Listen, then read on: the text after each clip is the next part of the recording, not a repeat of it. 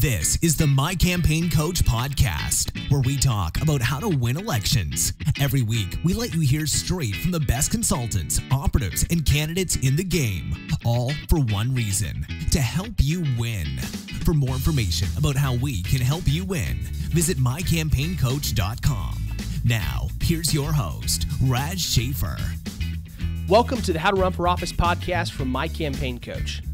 Our guest this week is a good man, great leader, and dear friend to both me and my family. Within Texas political circles, he's known to be a principled man and a devoted Christian. We had such a good time talking that we actually ran way long, so the interview is being split into two parts, the first of which you're listening to now, and we'll release the second half of it next week. Brian Birdwell is a native Texan, decorated military veteran, and a lifelong conservative Republican, currently representing Senate District 22 here in Texas. Senator Birdwell was born here in actually my backyard of Fort Worth, Texas, and served a bit over 20 years in the United States Army. On September 11, 2001, Brian was serving in the Pentagon when American Airlines 77 was crashed deliberately just yards away from his second-floor Pentagon office.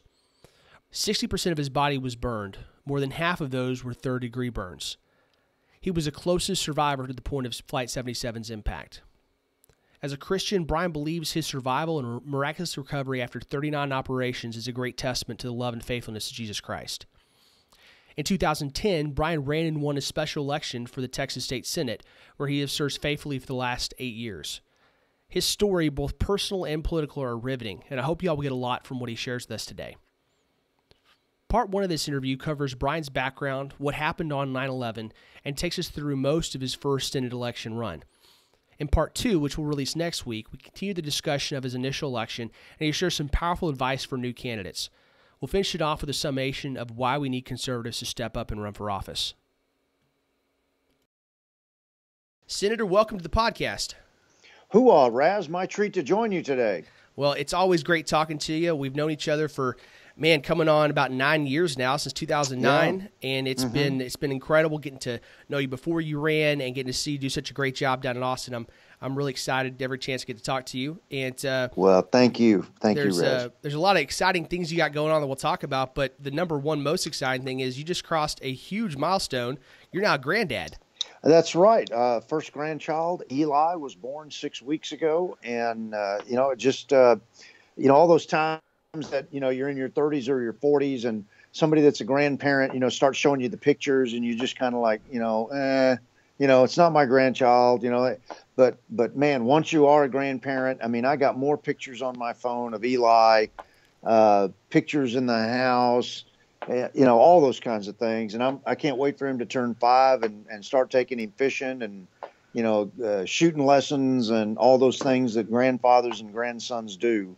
So I am so looking forward to that, but it's just a real blessing. And Matt and our son and Anne Marie, his wife, our daughter-in-law, just so proud of them. And Eli's, doing great and healthy. And so it started the official phase of Mel and I's golden years, so to speak. So so we're just really excited about it. It's just I didn't know I'd be this happy and this joyful and such. So got a lot to look forward to still in life. That's awesome. Well, and what personally excites me the most, beyond just being happier for you guys, is that I'm going to have to get my son, Stoney, involved in whatever this awesome training that you're going to be doing, because I have no doubt that there's going to be some pretty hardcore stuff going on for Eli. And I want Stoney in on that. Well, I've told his mother, Anne Marie, that I was going to teach him to snack on danger, and so that didn't really go over very well with Anne Marie, but no, look, if it had been a little girl, I'd still take her fishing and take her to the gun range. That's it.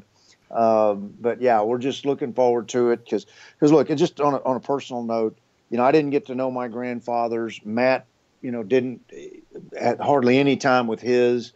And so I look forward to breaking that cycle of grandfather not being involved for a number of years in the lives of grandchildren. And, in one case, my father's father was, died long before my dad even got married, and mom and dad had me, long before that. So I want to break that cycle, and I'm looking forward to it. Still enjoy serving in the legislature, but I know my next full-time gig, whenever I leave the legislature, will be that of grandfather. Well, there's no doubt that while senator's a pretty cool title, granddad has got to be one step up or a couple from that. Mm-hmm. Absolutely. That's awesome. Absolutely. Hooah. So perfect. Well, I tell you what, let's kind of get into it with talking about your background. So everything that came before being a granddad, let's start out talking about kind of where you came from and before you got in the Army and how you eventually got to your interest in politics. Sure. Interest in politics had always existed, not as an activist, but just being publicly aware.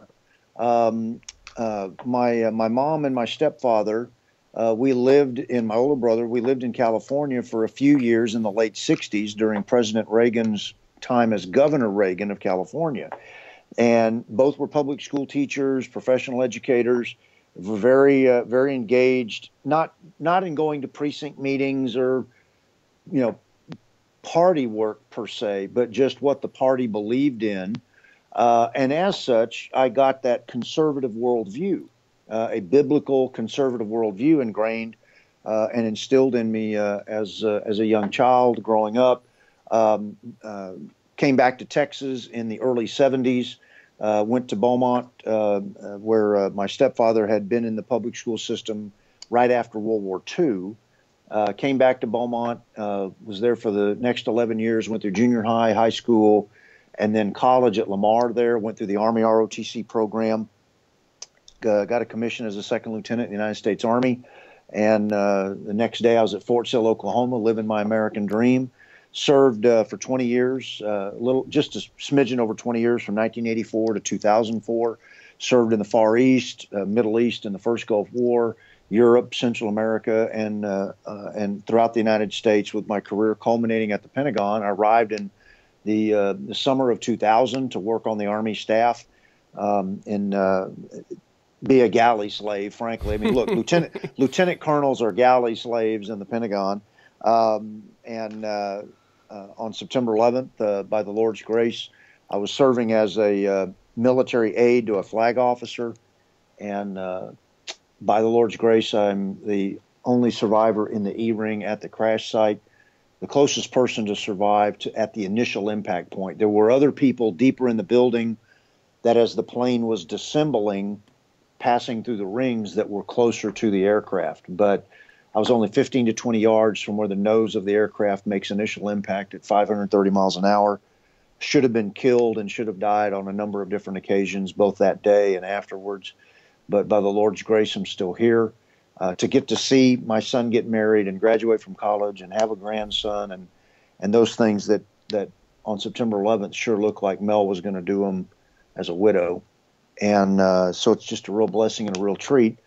And then after retirement and then being medically done from September 11th, my injuries from that day, I don't want to bore your listeners with it, but well, actually, I love it if you wouldn't mind sharing a little bit more about that day. I just got done rewatching. I don't know for how many times I've seen it, but I just got done rewatching your I Am Second video as I was getting ready for the interview, and I think that both as a patriot as well as a Christian, I just think that your story is incredibly powerful. I'd love for our listeners to hear some of that.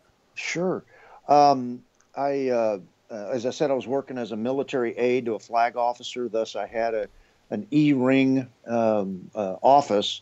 The E-ring is the outermost ring of the Pentagon. The inner ring that surrounds the courtyard is the A-ring. So the rings work from inside out, A, B, C, D, E, with E being the ring that receives the initial impact of the aircraft. The aircraft will, when it makes penetration, it's similar to like when the fuselage, the nose of the fuselage begins to peel like you would peel the top of a banana.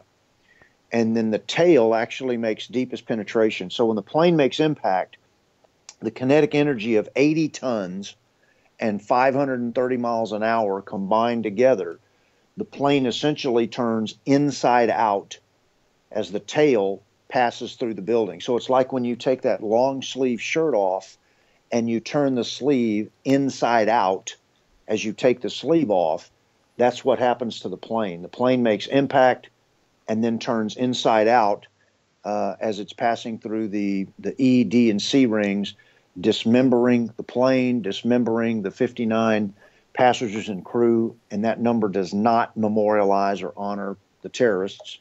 the five hijackers that were on the aircraft Flight 77, and kills 125 of your fellow Americans inside the building. If you recall that portion, your listeners, that portion of the Pentagon that crumbles, the window that I was watching the events unfold up in New York, Sandy, Cheryl, and myself, my two coworkers that were with me that day, my general, my uniform flag officer, and his aide, Colonel Williams, and then my flag officer was a civilian SES, which stands for Senior Executive Service, a 2-star equivalent, but a civilian 2-star equivalent. She was the deputy. The three of them had gone over to the DoubleTree across from the Pentagon, across 395, that takes you directly into D.C., 14th Street Bridge and all that, into District of Columbia proper as you pass by the Pentagon. They went over to the DoubleTree for the conference that our staff directorate was hosting. We had every garrison commander. The staff directorate that I was in was called the Assistant Chief of Staff for Installation Management. Essentially, the city managers, we handle all policy proponency for what makes military installations their own cities. So we were the Army's city managers staff directorate. And Sandy and Cheryl and I stayed back at the main office in the Pentagon to hold down the fort, while the two flag officers and Colonel Williams' aide, who was General Van Antwerp's aide, went over to the DoubleTree for the conference. Sandy gets a call from her daughter Sam up in New York at about 8:55. It says, "Hey, Mom, turn the TV on. The World Trade has been hit by a plane." And we did what all of your listeners were doing, whatever they were doing that day, getting the first phone call or the radio in the car or the TV at work or at home or whatever, however you got notified of the tragic events of that day and how it began. And so we went into Miss Minnick's office. My flag officer turned on her TV, saw the World Trade Center, the North Tower, the one with the antenna mast, the first one hit. That you saw that smoke billowing out, and as big as that building is and the size of the hole. And there was just that little voice, Raz, that I'm sure many Americans had the same feeling. The news media, as they're showing the live picture in New York, they're calling it a tragic accident. But there's that little voice in the back of your mind that it's a beautiful day. It's September, mid-September, still technically summer, but crisp blue sky. And you know that, and certainly like when the U.S. air flight that Captain Sullenberger put in the Hudson River back in, I think it was 2008, that if I'm a pilot with a catastrophic failure, I'm going to do everything in my power to make sure I don't risk any more people than necessary. And to have that aircraft slam that straight into the building, you're just sitting there going, what are the odds of the mechanical failure at either departure or approach that would cause me to hit the World Trade Center straight on? And you're just sitting there going, that's got to be pretty infinitesimal. And of course, those fears and thoughts were confirmed with the second tower hit on live TV that we all watched. Flight 175 hits the South Tower. The second tower hit, but the first one to collapse at nearly 600 miles an hour. And that would confirm that this was not a normal day in our nation's life. There was no thought that we were next. Sandy, Cheryl, and I, we just knelt down in Miss Minnick's office, and I said a quick prayer that just, Lord, be with the folks above the crash sites, be with the first responders, because as great as those folks are, we thought it was the Lord that was going to be doing the bulk of the life-saving that day. Amen. And because that morning, like all the galley slaves, that you need that jolt of caffeine, I'd had my morning Coke at about 7, and I needed to step out and go to the men's restroom. So at about 9:35, I told Sandy and Cheryl I was going to step out and go to the men's restroom, and I'd be back momentarily. And those are the last words that I would speak to my two coworkers. When I stepped out of my office, I'm in the E-Ring office that overlooks the helipad. I step into the E-Ring hallway, and I turn right. And so where my window is, for those that remember that just picture that video of the Pentagon crumbling, as you're looking at the building, it shears off cleanly on the left-hand side, and on the right-hand side of the collapse point, it still remains somewhat hinged, creating a triangle of debris from the top right-hand corner to the lower left-hand corner. My window is 4 windows to the left of that sheared off cleanly point from where it shears off cleanly in the E-ring. And Miss Minig's office, where we were watching events unfold, is the 3rd window. The 2 windows that are still that are most close to that sheared off point is Lieutenant General Maud's office. He was the senior man killed that day. When I step out into the hallway, I walk through what would collapse, go up to the 4th corridor, take a left. The corridors are the spokes that connect the rings together. If you look at the Pentagon as a tire or 5 tires, the spokes are the corridors that connect them. The men's restroom is right next to the elevator shaft there at the intersection of the 4th corridor and the E-ring. I go into the men's restroom, take care of business, come out. I'm about 7 to 8 steps out of the restroom in front of the elevator bank when Flight 77 is deliberately crashed into the Pentagon at the intersection of the 4th corridor and the E-ring. And so, like I said, I'm 15 to 20 yards from where the nose of the aircraft makes penetration of the outer wall. The left engine of the 757 passes caddy corner underneath Sandy and Cheryl that still remain in Miss Minig's office. I'm just to the right of the right engine, just to the first window still standing after the collapse is the window that I'm behind. So where the building crumbles on the right-hand side and remains hinged, the first complete window still standing at the 2nd floor level is the window that I'm about 5 to 7 yards behind. And so had I been a little bit sooner coming out of the restroom, I would have been just moments from being in the path of the plane. I mean, I already was, but I would have been in the path of the fuselage. And I was burned on 60% of my body, with about 40% being 3rd-degree burns. The impact should have killed me, Raz.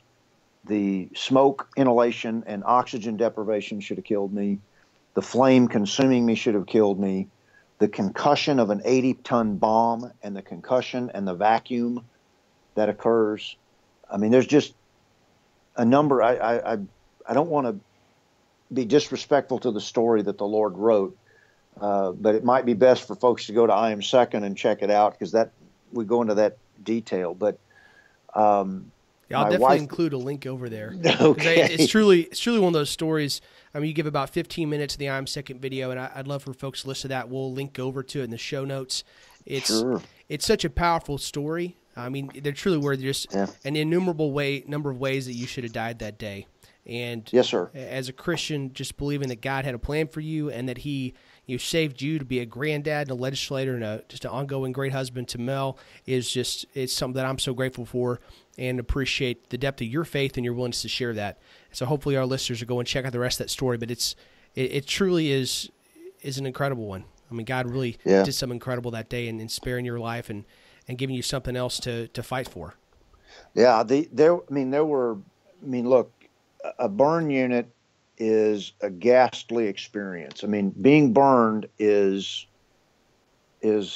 terrible. What has to be done to you as a burn survivor to survive and medically be put back together is worse than the burn injury. Raz, there were a lot of days, hours, minutes, seconds that I just pleaded for the Lord to finish what the terrorists had started.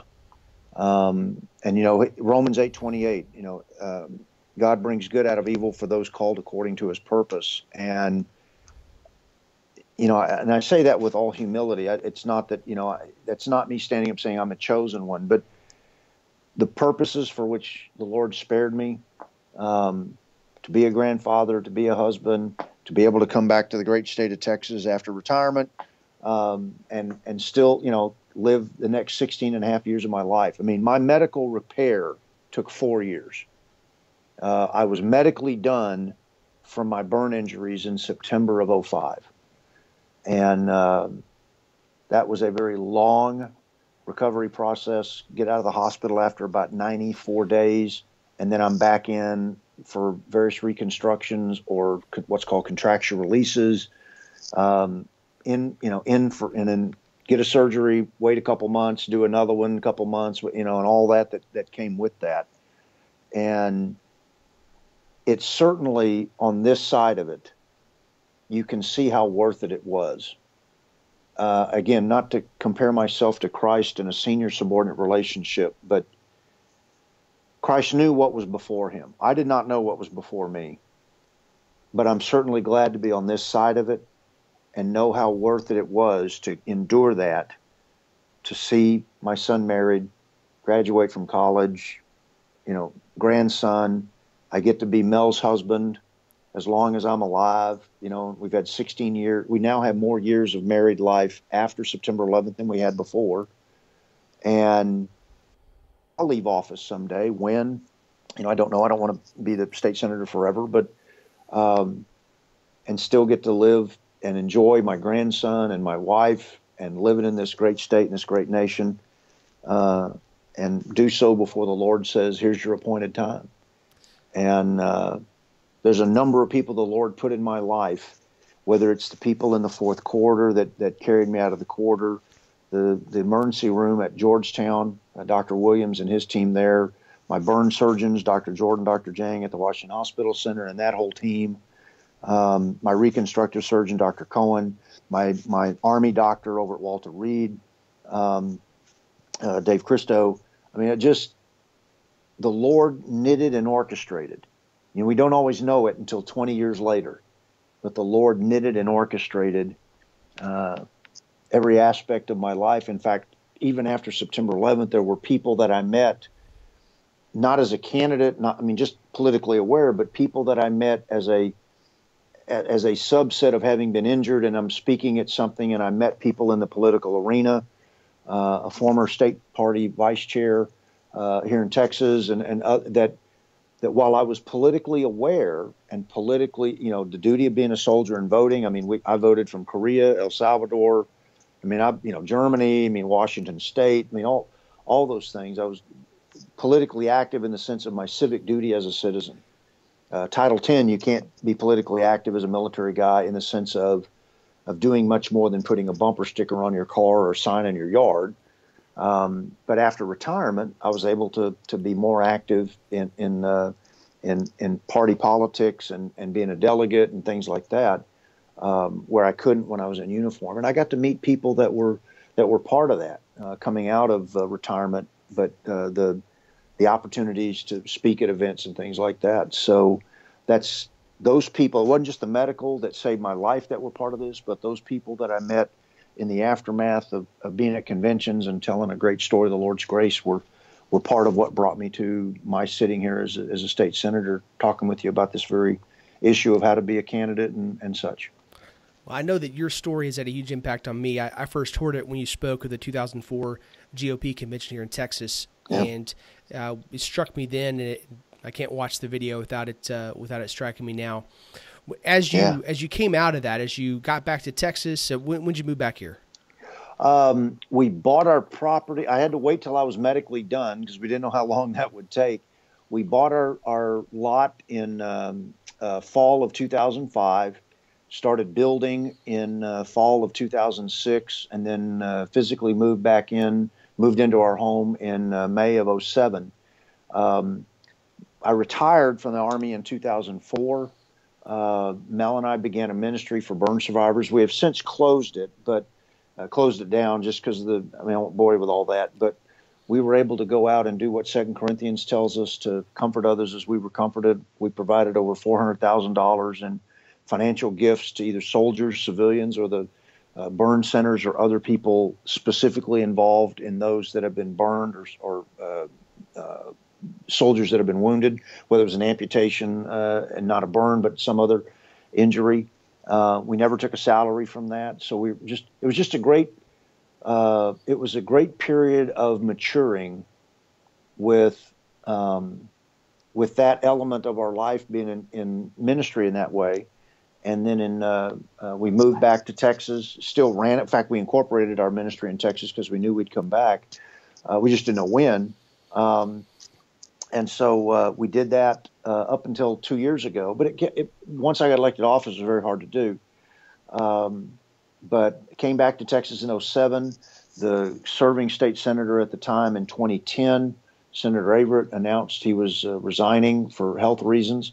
And I had folks call me because, look, the best candidates, and I mean this with all humility, and I mean it because a guy like David Barton taught me this with historical examples. The best candidates are those that people ask you to run. Mm-hmm. And the Lord tells you in your heart that, yes, this is something you ought to do. It doesn't mean that somebody that just of his own accord says, I'm going to run for office isn't a good person. But just like in the military, you're not really a leader till your men certify you're a leader. Right.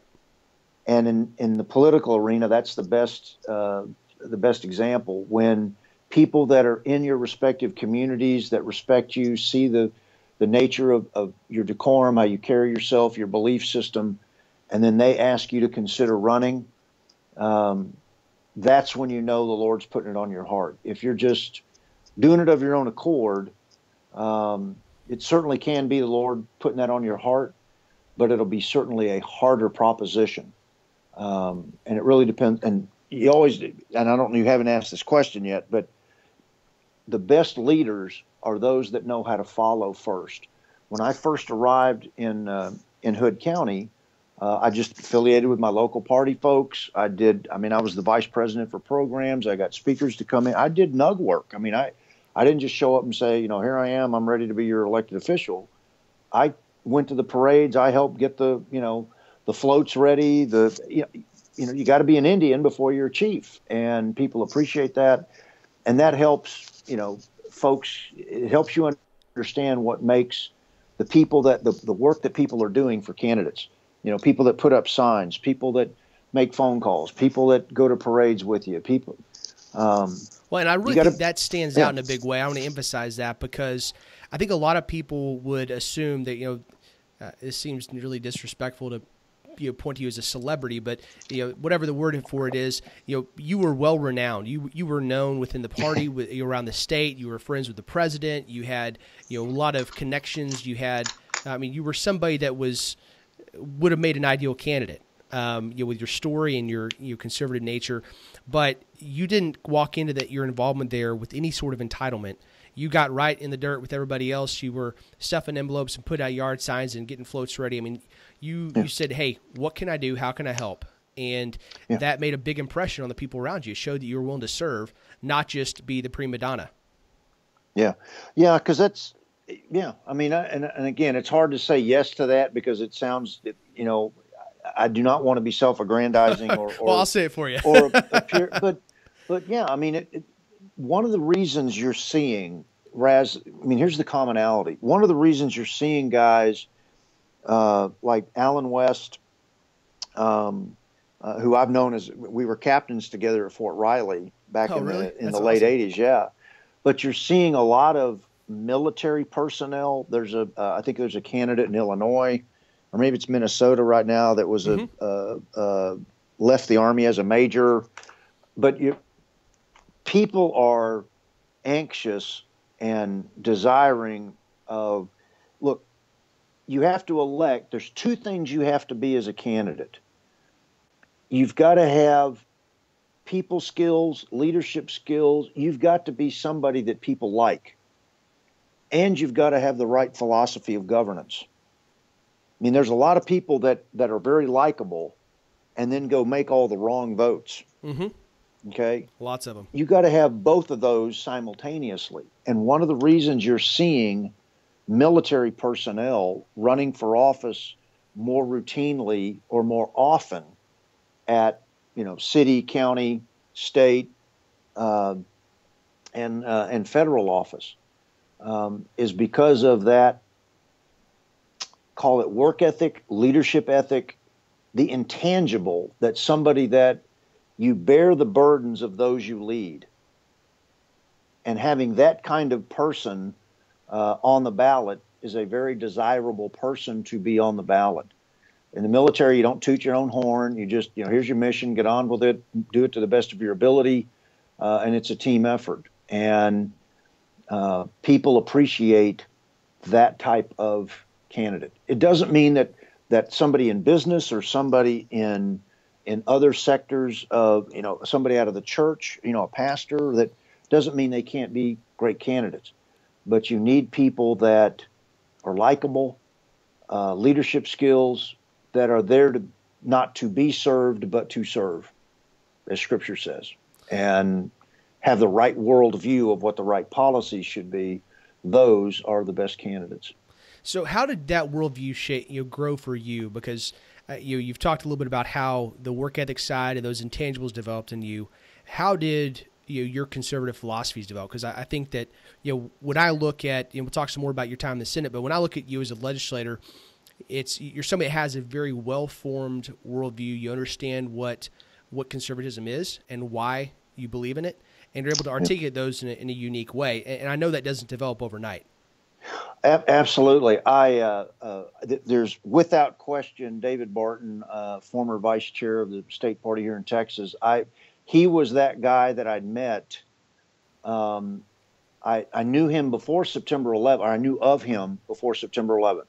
I mean, he talks faster than a 50 caliber machine gun can spit out attitude. Okay. I mean, you'd see a tape from David and just like, I didn't learn that in history class, but don't even bother trying to take notes. I mean, he was a belt fed orator. He talks faster than I do, which is something to say. I mean, smoking. But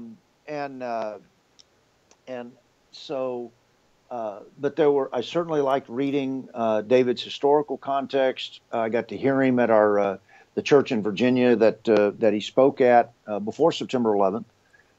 And then after September 11th occurs in September of 2001.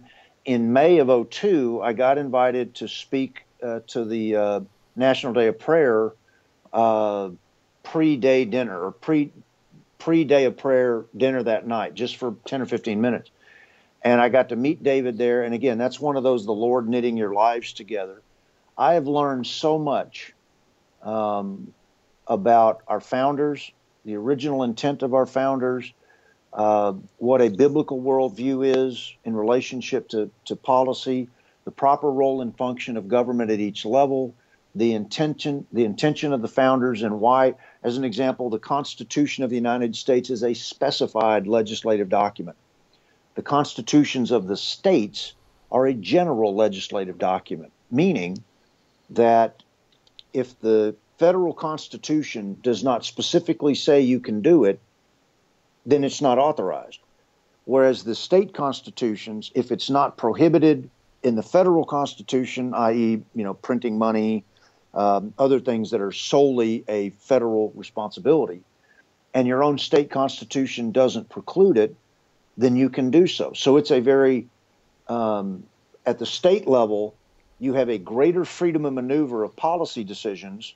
At the federal level, you only have these specified duties. And we have so lost that in so many respects. And I don't mean to turn this into a convention of states discussion, but I learned an immense amount of worldview, proper role and function of government from David. And then a lot of my military background helped in campaigns and how to move legislation. Give you an example, and I hope you don't mind if I'm I wanted you to direct the conversation. But you go for it. I told Ben, your chief of staff, that I was just going to wind you up and turn you loose. Okay. David asked me to come to one of his legislators' conferences a couple of years ago and give a briefing on, the title of my briefing was Thinking Militarily, Acting Legislatively. Because look, Clausewitz, one of the marshals in the Prussian military during the Frederick the Great pre-Napoleonic wars.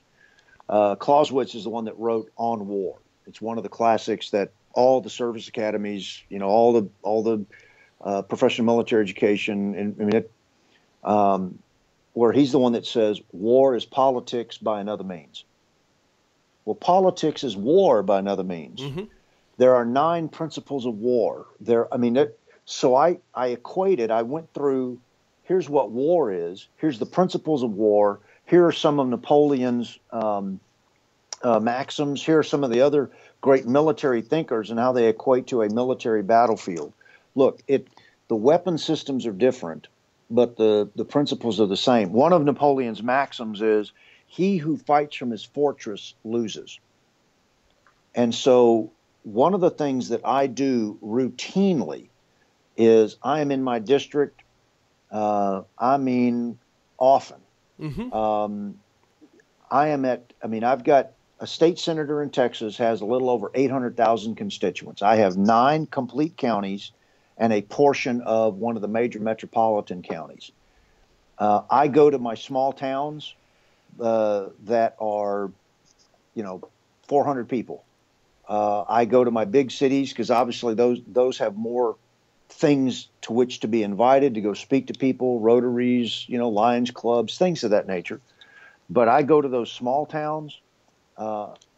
Maneuver warfare is what wins, not static warfare. I could give you some campaign, some examples, but it's probably best not to do that. But people appreciate you showing up, particularly in those rural parts where, look, a U.S. congressman has just under 700,000. I have over 800,000.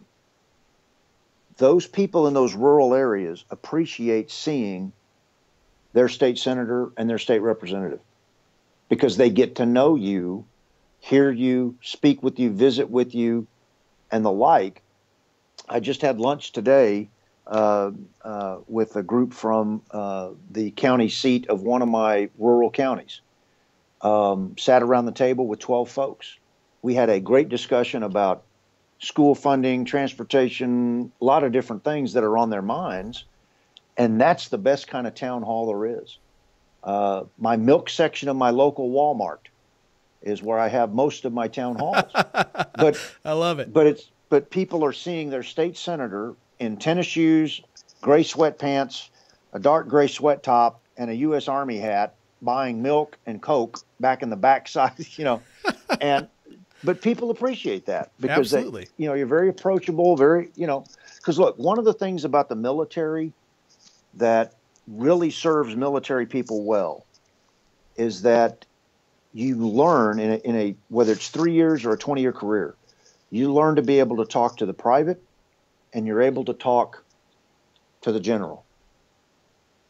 And having that ability to dialogue with people at whatever level of education they are at is critical. And being able to do it wherever they are. Look, home field, everybody loves a home football game, right, Raz? Everybody loves home football games. When it comes to national security, I don't ever want to be the home team. And in many respects, that's how the political world is. You got to go out, see people. Look, I have had meet and greets where only 5 people showed up. Now, you can get discouraged with that. But in today's social media arena, and this was 8 years ago, and it wasn't quite as mature as it is now, but you just got to go talk with folks, and those folks will talk to people. And if you sit back on defense and expect people to just come out and show up for you when you didn't make the effort to go out and see them and earn their vote and earn the opportunity to visit with them and talk with them and why you believe what you believe, they're not going to support you. That's most a really of your important point. Yeah, most of your voters never get to meet you till after you're already the elected official. Mm-hmm. I've met more people that, I voted for you, but this is my first time to meet you, because other people that I got to see and visit with. And when I'm showing up and your opponent isn't, you're trying to earn it. So let's talk a little bit about that first campaign, because this is where a lot of that took shape. You've been spending time as an activist there in your community, there in Hood County in Granbury, Texas. You had been staying involved in the state party, and the sitting senator, he left office, Kip Everett, and so now we're in 2010, and there's a special election, right? Yes, sir. So it was the timing of his resignation was after the primary in March. He resigned, I think, like a week and a half after that. Governor Perry had to call a special, and based upon the timing of the resignation, the special election was held in May commensurate with our school board and city elections was what state law required. And so you're so sitting you only there, had 6 weeks. Six weeks this is- between his resignation and the date people are going to go cast ballots. which is insane. It's a very, very short time frame.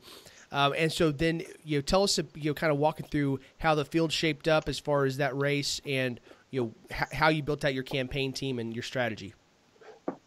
First thing I did was, before I made the decision, I'd call one. You got to know. Look, when I first arrived in Hood County, there were people that wanted me to immediately run for office, and I was like, I wasn't comfortable with that. Part of it was I didn't want to disappoint those people, but I was. And the Lord put some things in our life with Mel's medical. She had a medical issue that has been resolved, but it was the Lord's way of saying not yet, because we weren't at peace with it.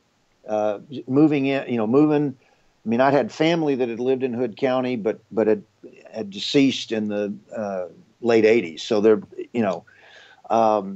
so it wasn't like I had some network of people. There were folks there that were interested in my running, but it just wasn't the right timing. When Senator Averett resigns, you got to spend time. One, if you are married and have children, you have to have a sit down with the Lord. Is this where you want me to be? It's not just I have to be at peace with it. It's my wife has to be at peace with it. Because let me just tell your listeners, okay? There's an entire cottage industry, particularly given social media, and I know, Raz, I'm sure you could give a whole class on this. There's an entire cottage industry of people that will do everything in their ability once you declare to destroy you. Mm-hmm. Okay? They get the jollies from it. Yeah, I mean, there are some people that just absolutely enjoy it. Particularly, and it's done particularly in your first time to run. It is unenjoyable. It is, I mean, and your spouse, Mel, protected me from a lot of that. She saw a lot of things. I mean, untruths will be spoken, all kinds of. The word jollies is right. You're absolutely right, Raz. There are people that got their jollies from saying untruths to muddy the water. Because, look, power's an elixir to some people. Mm-hmm. Okay? But you have to be at peace with the Lord. You have to know that okay, Lord, I feel you're leading me this direction. Family's got to be at peace with it. If you have young children, you need to reconsider. Matt was in college when I ran. And so if you've got kids in school, your ability to participate with those children is going to be dramatically diminished. And while you may, look, there are people that have young children that are in public office. But is that the best time to decide to run for office? Because now all those potential days of either, T-ball, depending on how young they are, or their football game or whatever, while those school activities might be a part of a network in which you're involved that would be supportive of a campaign, it might mean that instead of being at your 7th or 8th grade son Tuesday afternoon football game, you are at the Chamber of Commerce or you're doing something else. And a lot of those, you're going to find that competition. So I just always, anybody that talks to me about running for office, I always ask, how many kids you have and what ages are they? Because you need to know what you're about to sacrifice with your family if they're of such a young age. Yeah, I mean, there's some great examples of folks like Matt Krause and others that have done an awesome job of prioritizing their family and making sure that their public service doesn't detract too much from that. But I'll tell you what, that if you go into to the conversation with your wife and with your kids about running, and that's not just a huge weight on you, that you're putting them first, right, then you shouldn't do it. You got to make sure you put them right first. I really think that when it comes to priority of duties, which is something you're familiar with, you got your duty to God, you got your duty to your family, and country comes after that. And that means that when it comes to figuring out, I have a choice between being a good dad or a good legislator, if that's the choice you got to make, it shouldn't really be a choice. You should have a clear direction in where you're going. Because even simply just with Mel and I being empty nest parents, the stress on Mel and I, over this 8 years, there's times it's been enormous. You know, the amount of I'm go here, go there. She'll go fly the flag for me in an event. I mean, 2 years ago, because I sit on finance, or a year ago, I sat on finance during the session, and there's an event in one of my big cities on a weeknight. I'm hung up I'm at my place of duty in the finance committee making decisions. She had to go represent me. Your spouse is always your best ambassador, no questions asked. But it makes demands on the spouse too. And then particularly when, look, the spouse can take, when people say bad things and look, I have bled for people's First Amendment right to say all kinds of things, but it wears on your spouse. And so even without children in the picture, it is a team event. Just like in the military, the Army may recruit the individual soldier, but they retain the family. And when you're the public official, it is a family affair, whether it's just you and your wife or your wife and your kids, and you've got to think about that stress that's on them. So you got to make sure that this is the Lord telling you this, and that your family's at peace with it, because the things that you're going to endure because of the nature of what the political arena is are unpleasant. And are you prepared for those? I mean, look, war, I'll give you the other example. Politics is a lot like Ranger School. No food, no sleep, no friendlies, no problem. Okay? I mean, I lost 18 pounds in my original race. Best diet you ever had. Yeah, best diet I ever had, because it was not just that I was going everywhere, but you can't turn your brain off. What do I need to be doing? And so, and then once you're the office holder, you now have to do the duties of the office. And so you don't get to be, because there's times if you're simply a candidate without being the office holder, you might have the time to go do all the candidate things. But once you become both the office holder and then when re-election rolls around, you're also the candidate, your time availability to do both of those is even more difficult. Well, that's a wrap for part one of our interview with Senator Brian Birdwell. I hope you guys really enjoyed that. I felt like it was really important to lay the groundwork for a lot of his story by sharing in detail what happened on 9/11 and how that shaped so much of the last several years of his life. Brian's a great guy, and he's got a lot of great stuff to share with us next week, so I hope you'll stay around. We kind of ended it on kind of a downer with talking about why you really shouldn't run for office, but I'll tell you the next week as we finish up talking about his Senate election and what he went through and what he learned, we're going to finish it up with him talking about why we really need conservatives to stand up and run for office. So don't leave us just on this hanger of saying why you shouldn't run. Make sure you come back next week where we're going to be telling you more about why you need to run for office and why we need conservatives throwing their hat in the ring. If you want to support us, go to mycampaigncoach.com to sign up for our email list to get more information about what we're doing. You can go to patreon.com/mycampaigncoach if you want to help support us financially. That's always an awesome help and helps keep us putting out more content and creating new stuff. And you can also give us a review on iTunes. We really appreciate that, and it's a great boost to us to help us get out in front of more and more people. So we'll talk to you guys again next week. Please subscribe and rate us on iTunes to help spread the word. We'll be back with you next week with more campaign insights from My Campaign Coach.